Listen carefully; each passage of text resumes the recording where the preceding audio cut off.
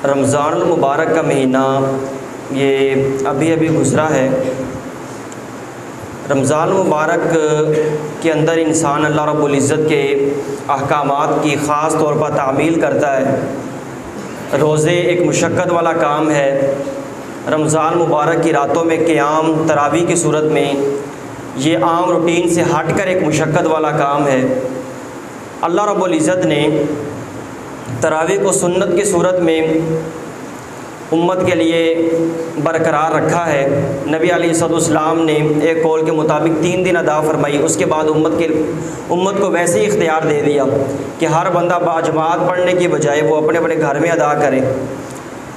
उसके बाद सैयदना फ़ारूक आज़म रज़ियल्लाहु तआला अन्हु के दौरे खिलाफत के आखिर में तमाम सहाबाए किराम रिदवानुल्लाहि तआला अलैहिम अजमाइन का इस बात के ऊपर इजमा हुआ कि तरावी को बाजमात अदा किया जाए और बाजमात का जो एक तरीक़ा है, एक अंदाज़ है, इसी चीज़ को बरकरार रखा जाए।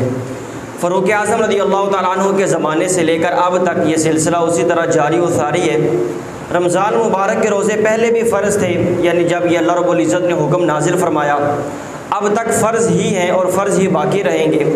एक इंसान मुशक्क़त करता है, एक इंसान इन अहकामात को बजा लाता है।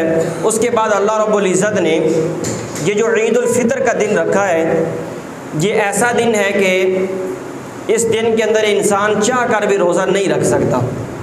बल्कि फ़िकी मसला ये है कि अगर किसी बंदे ने मन्नत मानी हो कि मैंने रोज़ा रखना ही ईद उल फ़ितर के दिन है, तब भी उस बंदे के लिए जायज़ नहीं है कि वो ईद उल फ़ितर के दिन रोज़ा रखे।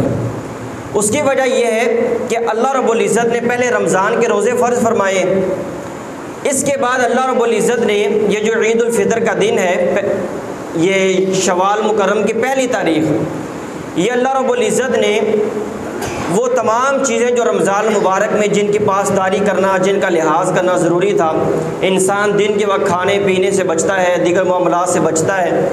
रमज़ान मुबारक की रातों में इंसान तरावी की सूरत में क़ियाम करता है। अब ये बाकी सारी चीज़ें नहीं हैं।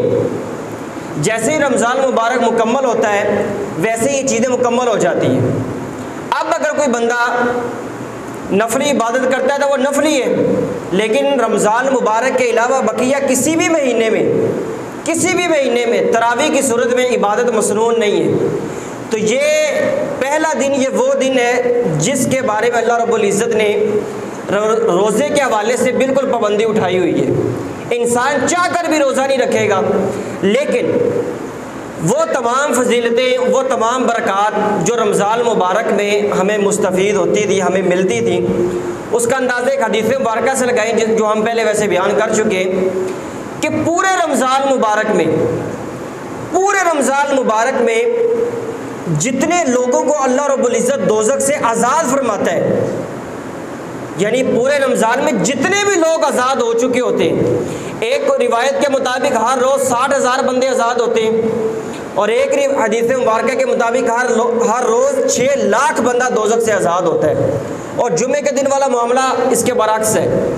बरअक्स इस एतबार से कि रमज़ान मुबारक के अंदर जो जुमा आता है उसके हर लम्हे में कई लाख बंदों को अल्लाह रब्बुल इज़्ज़त दोज़ख से आज़ाद फरमाता है।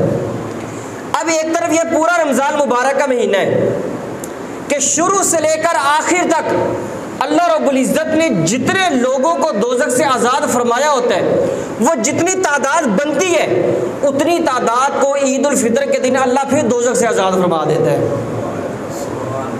ये अल्लाह रब्बुल इज़्ज़त का फ़ज़ल है, करम है। लेकिन हम इस चीज़ को समझने की बजाय हम ईद के मौके को, ईद के दिनों को किस तरह गुजारते हैं ये हमें पता है। हज़रत सैयदना फ़ारूक आज़म रज़ियल्लाहु तआला अन्हु के अपने ख़ुद तजस्सुस फरमाया कि मेरे बेटे के पास नए कपड़े नहीं हैं तो लोग क्या कहेंगे। तो फ़ारूक आज़म रज़ियल्लाहु तआला अन्हु के बेटे ने कहा, आज तो मैं भी आपके साथ अच्छे लिबास में मौजूद हूँ। फ़ारूक आज़म रज़ियल्लाहु तआला अन्हु के बेटे कहने लगे, अब्बा जान, आज परेशान उस बंदे को होना चाहिए जिसने वालिदैन की नाफरमानी की है। आज परेशान उस बंदे को होना चाहिए जिसने अल्लाह रसूल के हुक्म की खिलाफ वर्जी की है।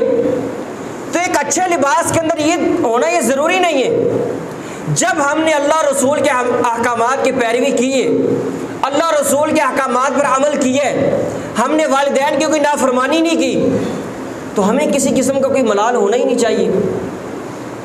मतलब ये है कि आज हम खुशी मनाते हैं, आज हम ईद मनाते हैं, तो हमें इस चीज़ का जायज़ा लेना चाहिए कि हमने कहीं अल्लाह और रसूल की नाफरमानी तो नहीं की, हमने शरीयत के ख़िलाफ़ किसी किस्म की कोई बगावत तो नहीं की, हमने वालिदैन की कोई नाफरमानी तो नहीं की, हमने शरीयत के मुखालिफ कोई नया रास्ता तो नहीं तलाश किया। आज हम खुशी के अंदर इस कदर मुस्तगरक हो जाते हैं, इस कदर डूब जाते हैं कि हम ना हुकूकुल्लाह का ख्याल करते हैं, ना हुकूकुल इबाद का ख्याल करते हैं।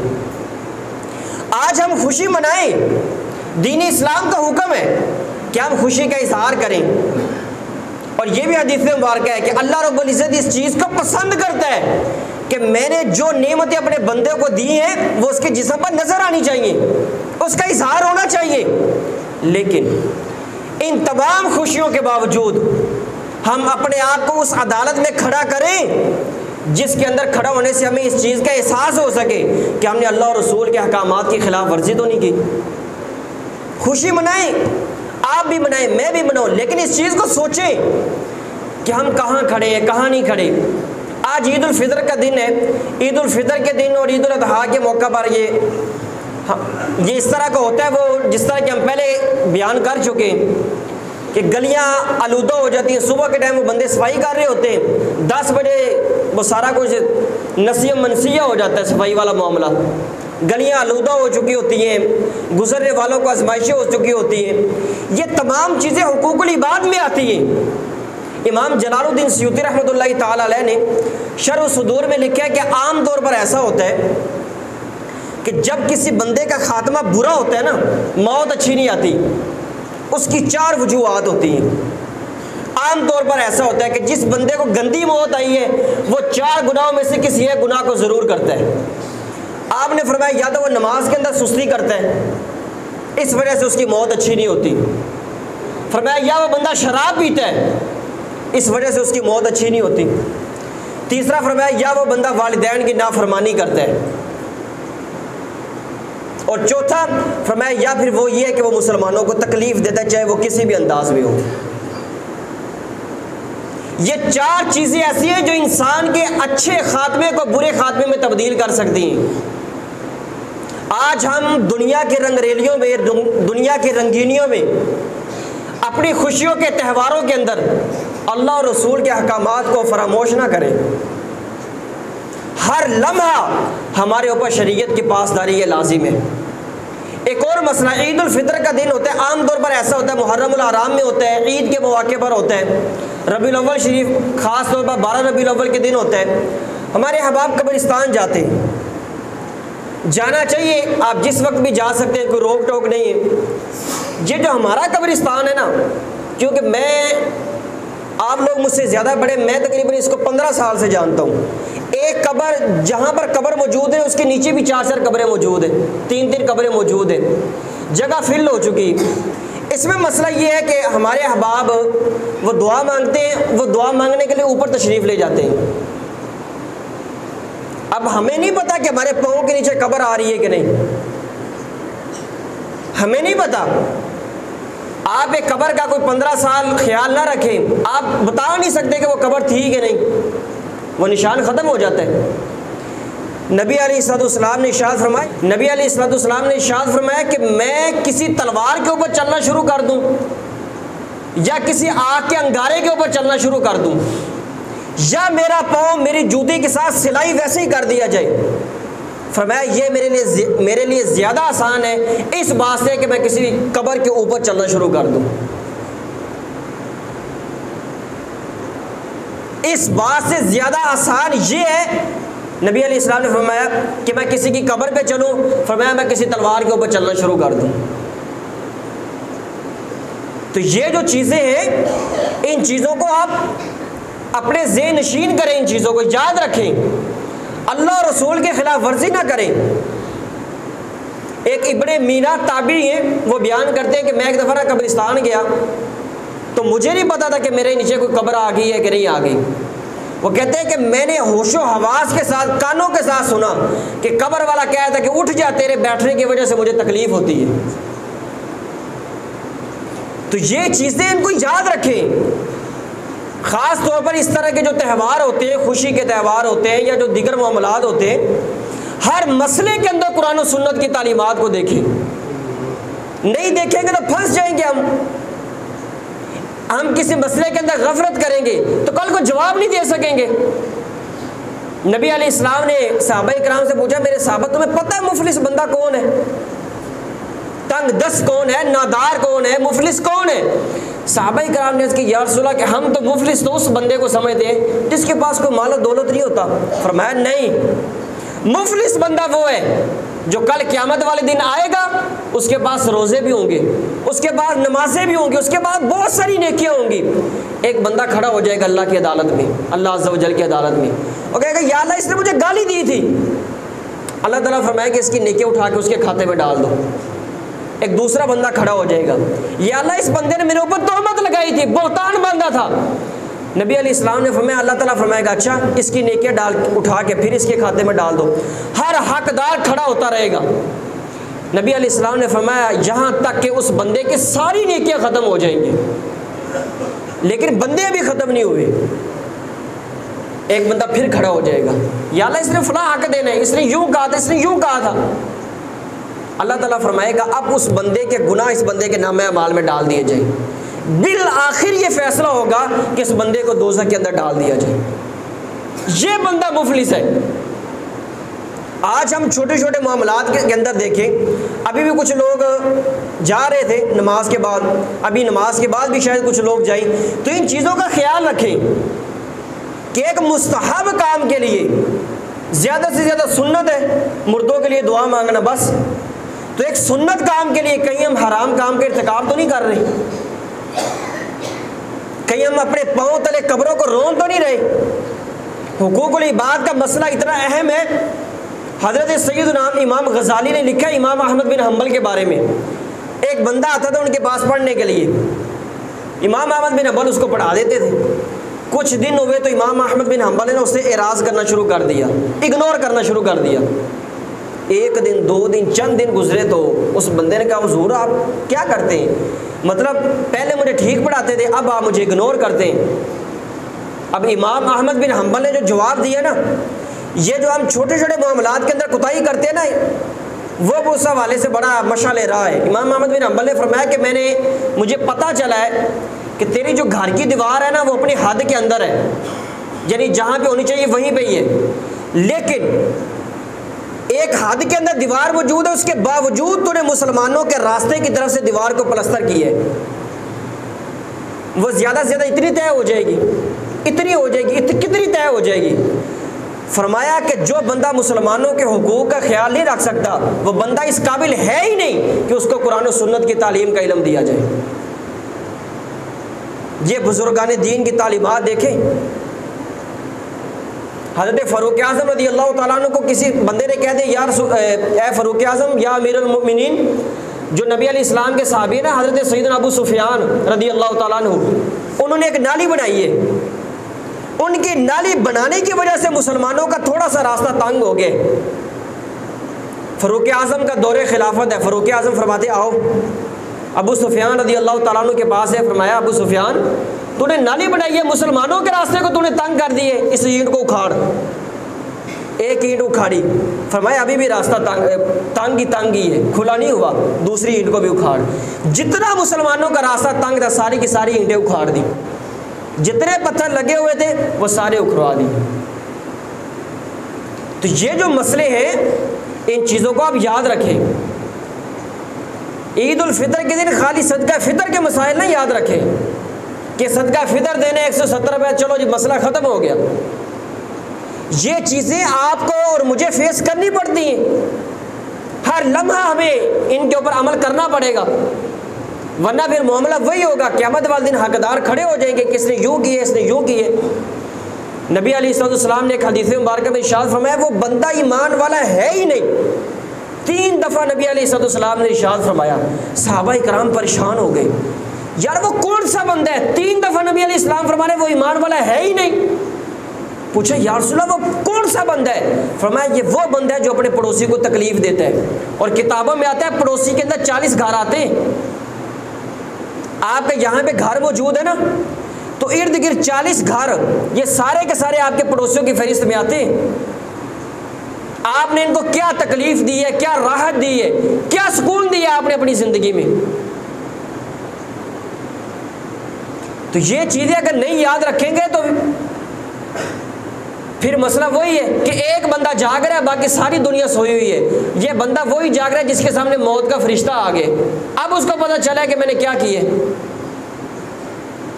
तो ये जो मसाइल है, ईद उल फितर के दिन हमारे नौजवान बच्चे क्या कर रहे होते हैं, क्या कर रहे होते हैं? मोटरसाइकिलों के सलेंसर निकाल के सड़कों के ऊपर मुसलमानों का जीना हराम कर रहे होते हैं। मोहल्ला के अंदर मुसलमानों का जीना, मुसलमान, खैर इसमें तो मुसलमान की कैद भी नहीं है, किसी गैर मुस्लिम को भी ये तकलीफ देना हराम है। गैर मुस्लिम के साथ एक ही मामला है, अगर वो दीन इस्लाम के मुखालिफ आता है उसके साथ जंग की जाएगी। ये नहीं है कि वो बंदा अमन से रह रहा है तो आप उसका जीना हराम कर दें। हमारे नौजवान बच्चे ये क्या कर रहे हैं, किधर जा रहे हैं? अपने ईद के इस खुशी के त्यौहार को कि जिसमें अल्लाह रब्बुल इज़्ज़त बेशुमार बंदों को दोज़ख से आज़ाद फरमा रहा होता है, ये अपने साथ दूसरे मुसलमानों का जीना हराम कर रहे होते हैं। ये अल्लाह रब्बुल इज़्ज़त का फजल नहीं है कि उसके बावजूद अल्लाह रब्बुल इज़्ज़त अपना गज़ब नाजिल नहीं फरमाता। ये चीज़ें हमें कब समझ में आएंगी कि खाली खुशी नहीं कि रमज़ान पूरा हो गया, बात ख़त्म हो गई, मसले ख़त्म हो गए। अब हुकूकुल्लाह के जितने मसले हैं, हुकूकुल इबाद के जितने मसले हैं, इन पर अमल करें। रमज़ान मुबारक आता है, हमारी मस्जिदें आबाद हो जाती हैं, रौनकें बढ़ जाती हैं, लेकिन ईद वाले दिन जोर की नमाज में 2 सफ़े नहीं पूरी होती। एक मुसलमान रोज़े रखते हैं वो तो ठीक है, वो सिर्फ रमज़ान के महीने को गुजार देना, इसी चीज़ को अपनी बख्शिश समझते हैं कि रमज़ान का महीना मेरी ज़िंदगी में आ गया तो बस बख्शिश हो गई है, इस चीज़ को वो समझते हैं। तो इन चीज़ों से जान नहीं छूट सकती अल्लाह और रसूल की अदालत में।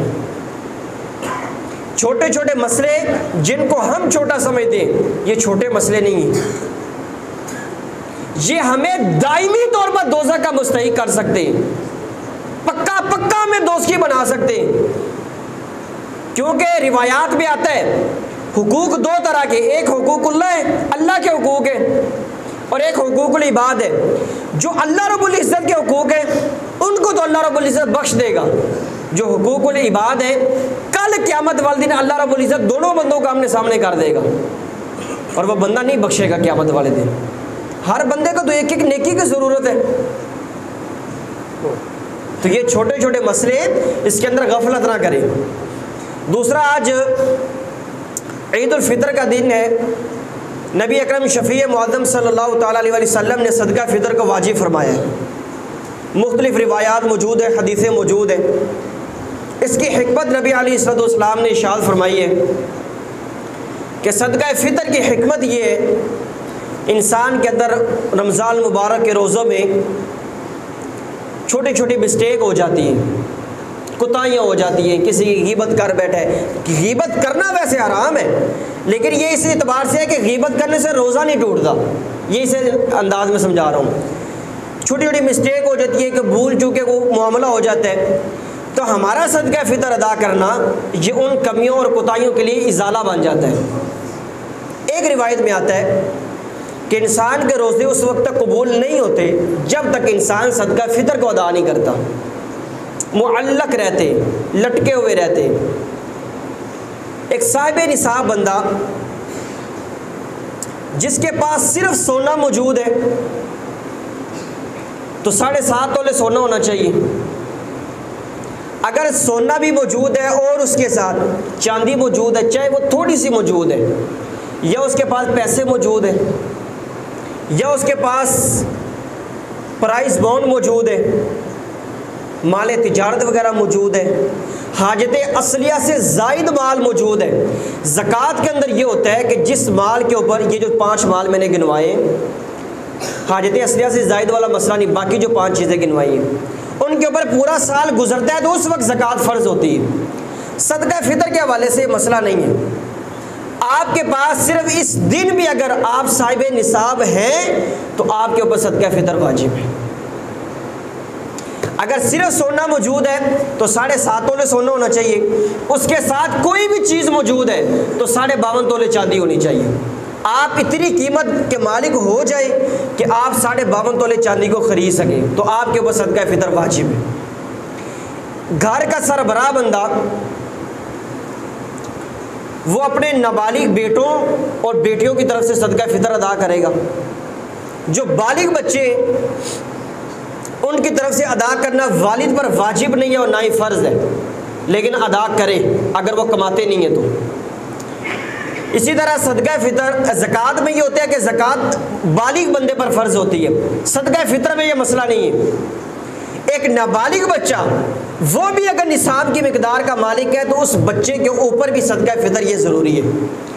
अब उसका सरपरस्त, चाहे वो उसका भाई मौजूद है, उसके वालिद साहब मौजूद है, वो अपने बच्चे के माल से उसकी तरफ से सदका फितर अदा करे, चाहे वो बच्चे के माल में से दे दे, चाहे वो अपनी जेब से अदा कर दे। इसी तरह औरतों के पास जेवर होता है, सोना होता है, तो उसमें भी ये मसला है कि अगर कोई औरत साहिब निसाब बनती है तो उसके ऊपर अपना देना ये ज़रूरी है। हाँ, अगर उसकी इजाज़त से उसका शोहर दे देता है तो ये भी ठीक है। किसी बालिग की तरफ से जब अदा किया जाता है ना, बालिग की तरफ से एक मसला, नाबालिग का तो नहीं लगाए, बालिग का ही लगाए आप। जब किसी बालिग बंदे की तरफ से कोई दूसरा बंदा सदका फितर अदा करता है ना, मतलब एक वालिद साहब है, वो अपने 20 साल बच्चे की तरफ से सदका फितर अदा करते हैं, अगर वो बच्चा खुद साहिब निसाब है तो फिर उस बच्चे की रज़ामंदी ज़रूरी है, उसको बताना ज़रूरी है। अगर वो राज़ी होता है तो ठीक है, वरना वो अपना खुद अदा करेगा। सदका फितर पाकिस्तान में अब मुख्तलिफ़ इलाकों के अतबार से गंदम के रेट मुख्तलिफ है, गंदम का रेट मुख्तलिफ है। हमारे कसूर में मुख्तलिफ है, यहाँ पे और है, और फिर एक ज़िले के अंदर भी मुख्तलिफ जगहों पे मुख्तलिफ रेट होता है, ऐसा होता है। तो इसमें एहतियातन पूरी 2 किलो गंदम जितने की बनती है वो सदका फितर है। वैसे 2 किलो से थोड़ा सा कम है, 80 ग्राम, लेकिन हर बंदा ग्राम का हिसाब कैसे करेगा। 2 किलो गंदम जितनी कीमत की बनती है वही सदका फितर है, ये सबसे कम मिकदार है। आप गंदम के हिसाब से दे दें, आप गंदम के आटे के हिसाब से दे दें, इसके ऊपर जो किशमिश और मुनक्का और खजूर वगैरह है वो फिर मामला बढ़ जाता है। लोग यहाँ पे पूछ रहे होते हैं कि फ़लाँ आलिम साहब ने 160 रुपये बताए, फ़लाँ आलिम साहब ने 170 क्यों बता दिए। तो जो बंदा 10 रुपये के ऊपर मसला खड़ा कर लेता है तो वो तो 2600 या 3200 रुपये तो नहीं देगा ना फिर। तो इसलिए एक एहतियाती पहलू ये है कि आप 170 रुपये के हिसाब से सदका फितर अदा कर दें। इसमें यह है कि पाकिस्तान में जो ज़्यादा से ज़्यादा गंदम का रेट है ना, ज़्यादा से ज़्यादा वो 170 रुपये में 2 किलो गंदम आ जाती है। इससे बाज़ जगह पे जहाँ पे रेट कम है वहाँ पे 110 रुपये भी मामला हो जाता है, 120 में भी हो रहा है, 130 में भी हो रहा है। एक एहतियाती पहलू ये है कि आप 170 रुपये के हिसाब से सदका फितर अदा कर दें। बाहर एक इस्लामी भाई बैठे हुए हैं सदका फितर वसूल करने के हवाले से, जिन अहबाब ने अपनी अदा नहीं किया तो वो बाहर जो इस्लामी भाई मौजूद है उनको सदका फितर अदा कर दें। नमाज ईद का तरीका समाअत फरमा लीजिए।